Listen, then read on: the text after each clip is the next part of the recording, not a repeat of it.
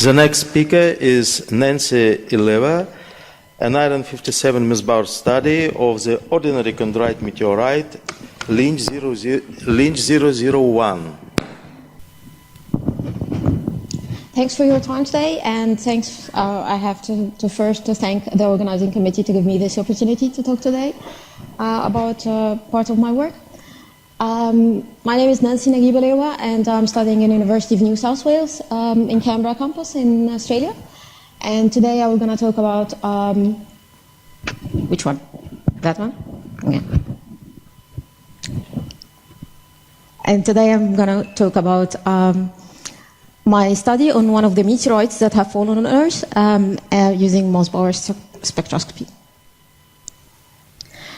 So when I first started this project, I was thinking like it's probably a couple of meteorites, just only one or two that comes to Earth every year. But to my surprise, I found that this is not the case.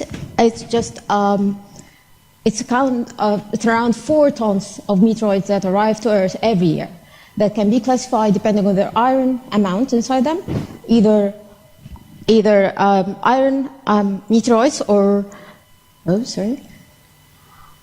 iron meteorites or stony iron meteorites, or just the majority that forms the meteorites that we receive on Earth is considered stony meteorites. That can be further classified depending on their texture, either achondrites or chondrite meteorites. This can be classified again further to depending on the different phases that's found in the chondrites, either ordinary chondrites or the rest. There can be carbon chondrites.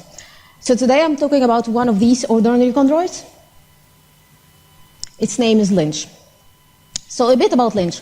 Lynch is actually found in 1977. It's found in a place in Australia. It's found on the border between Western Australia and South Australia. It's found here. And this place is called Nullarbor Desert or Nullarbor Plain. And it was found as, in the first time, it was found as 31.5 grams and classified as an ordinary chondroid of the type L, which suffered a metamorphism of graded as 5 to 6 metamorphism. So as a first stage, I've tried to characterize the different phases that can be found in these meteoroids. And just I've tried to do the room temperature spectrum and see what is the different phases that we can find in these meteoroids. So I've tried to do the fit, and I've put all the phases I expect in an ordinary chondroid. So I put olivine, pyroxene, and iron sulfur phase, iron nickel as well, the metallic alloy. But the fit didn't seem nice. It seems very lousy, especially at the two ends here, at plus or minus 8. And there is another one here as well that was a little bit missed in this fitted. Okay. So I just tried to add further components. And at this time, I've added another component here and a little bit small component here. But at this stage, I wasn't sure what are these phases representing. So now my task was to know what are these phases are. And here comes the beauty of Mössbauer spectroscopy, because from the isomerism, from the hyperfine parameters, I can say that the phases or the phases I have in this meteoroid, the two phases I'm not sure about that so far, can be put here. So they are ferric and just in an octahedral environment.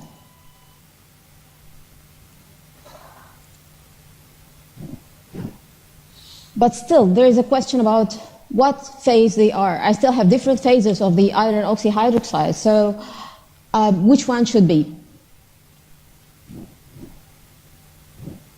So in order to know this question, I've just tried to decrease the temperature a little bit more, and I reached the 99 Kelvin.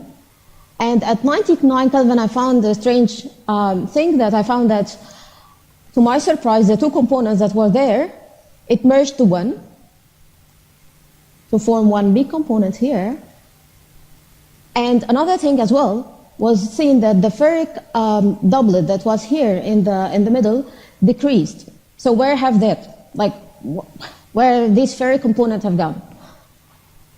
Again, from the hyperfine parameter of the hyperfine magnetic field, I was able to say that this phase, now I can say that from the quadruphosphorating and the hyperfine magnetic field, this phase I can found is an nanogoethite, and the reason I found two magnetic phases in the room temperature was that we have a different relaxation time.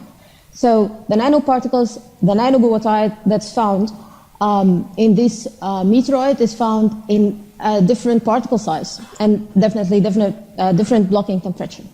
So what we have actually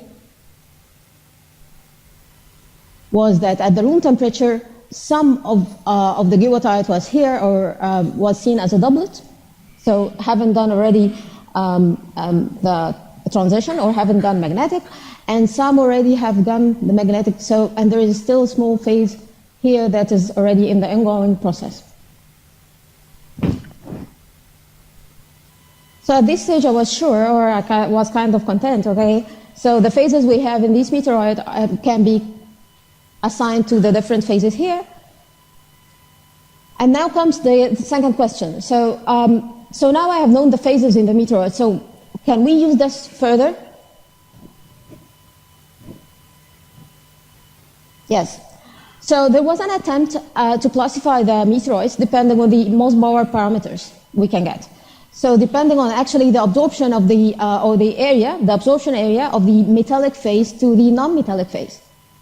And that can be classified, so the ordinary chondrites can be classified depending on the amount of the metal alloy that can be found in the meteorite. So we have 2.5 absorption of the metallic alloy in the in these chondrites. So it's found here in the region here where we just found the L chondrites. And as I said, this meteorite in the first time was classified as an L chondrite.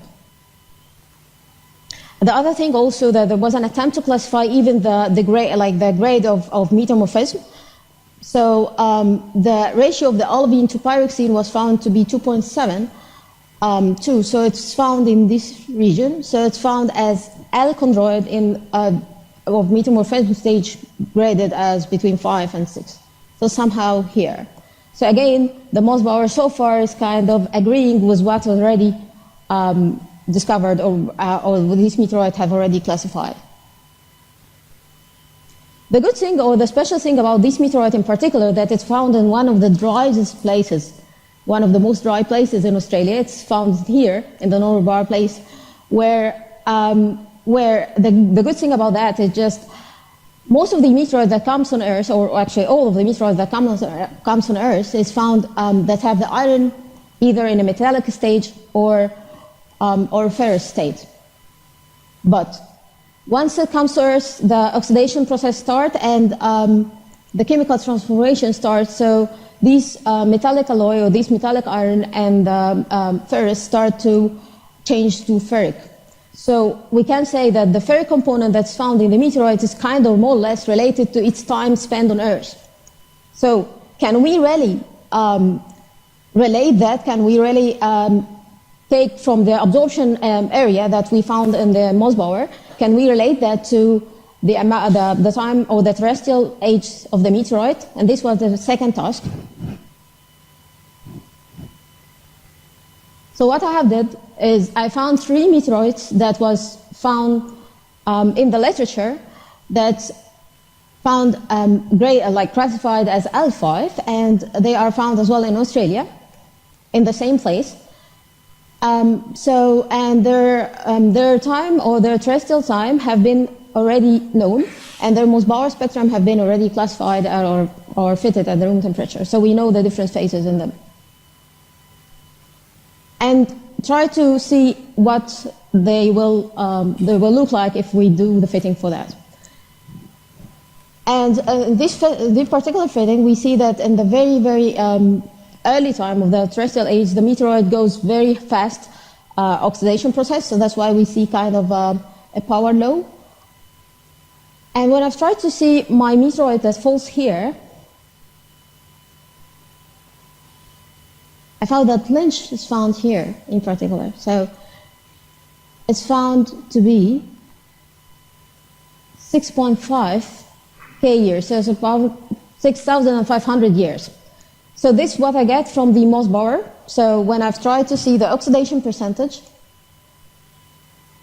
and tried to extrapolate the terrestrial age, I found that it's found to be 6,500 years. Would that really agree with the carbon dating technique? Yes.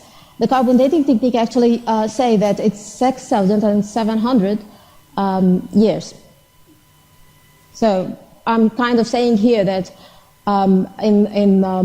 we can use the Mössbauer as a side-by-side as well with the carbon dating to try to classify or even try to know the terrestrial age of the different meteoroids. So in conclusion, I would like to say that in Lynch, we were able to differentiate between the different phases in that meteoroid, and as well as also we have found that the nanogoethite that is found in this meteoroid that was found in different particle size. The other thing as well was that we were able to extrapolate or to estimate the amount of the time that it has been spent on Earth to be very close to the carbon dating technique, and I'm assuming that that could be a good result for even going beyond that. So another meteoroids we can use to use with Mössbauer. At last, I would like to thank our group. I would like to thank my supervisors, John Cadigan, Glenn Stewart, and all of Material Science Group in UNSW Canberra. And definitely, I would like to thank the Australian Museum, the one who gave us the sample in the first time. And thanks very much for your time. And I'd like to have any questions. Thank you very much. Please, your questions.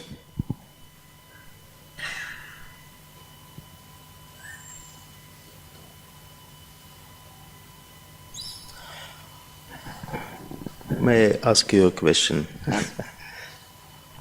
Could you tell me about the line width for the largest magnetic splitting component, which you... The one in the 99 Kelvin? Or, when you absorbed misfeed probably at about 8 plus minus 8 millimeters, you used the magnetic components. Yes. But probably very broad. Oh yeah. So in the room temperature, I've used the magnetic component, the two magnetic components to be 0. So in the regular 0.114, that was the line width that's found of the different phases, and so yeah. But at the 99 Kelvin, it was still like, because it depends on the blocking temperature, so that was kind of still some of the phases are still in the ongoing process. Like distribution? Yeah. Oh, okay. Oh. I have a question about the carbon-14 dating of the meteorites, simply because I don't know what assumptions go into that,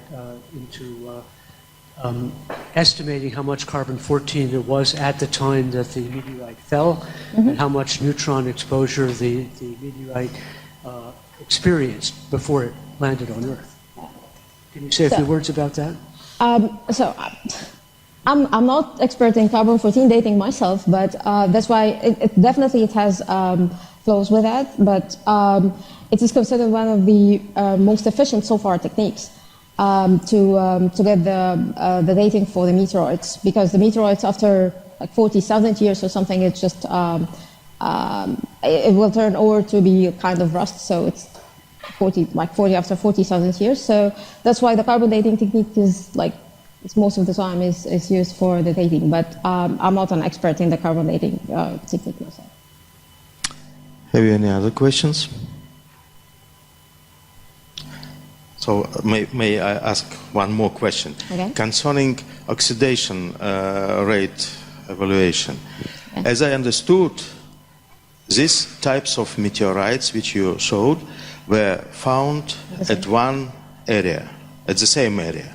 Yes. Isn't it? Very great. So all of them are found in the northern bar. But the age, terrestrial age, was evaluated very different.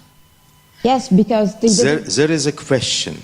Are you sure that any weathering processes had the same speed to give oxidation that you can evaluate using one curve? Because at one time it may be more raining, at another less raining. Who knows? Because if you have 28 probably thousand years, and another case only several thousand years, are you sure that it is possible to use this fit? Yeah, because that's why I've actually picked all of the meteorites in a certain area. So I didn't for example, so at least the climate conditions, although it have changed with time, but again, the meteorites is considered one of the most promising materials to see the climate change of the area, of a certain region. But I don't believe that this, for example, will work if we just get another one from India or from other different places. So it's as long as they are in the same place, as long as they are in the same region, so they have gone with the same at least. But you have not information about weather during that time. This is actually another topic. Usually, the geological people like to study. Okay. Thank you very much.